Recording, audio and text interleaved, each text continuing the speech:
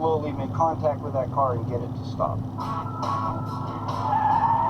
Unlike the real testing to come later, for this training, Carrie will always be in control of her car. And Marvin's part is to teach Grant to 20 miles an hour. overtake, Move over in front. Okay, here we go.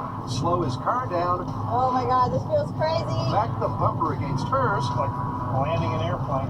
It's slowing down too fast. We're gonna crash. Oh, you are good. Now just start pushing on that brake. and bring it all to a stop. Okay, there it is. Thank you. Awesome. Yeah, we didn't die. So that's training hurdle 1 passed with flying colors. All right, what do you think? Well, we were only going 20, but I think you did a really nice job. I only did that at 20 miles an hour. I think as we attempt to try this at faster and faster speeds, it's going to get a lot harder. Next is challenge 2, learning what it feels like when something goes wrong, courtesy of the infamous pit maneuver. Here we go. In 3, 2, 1, go.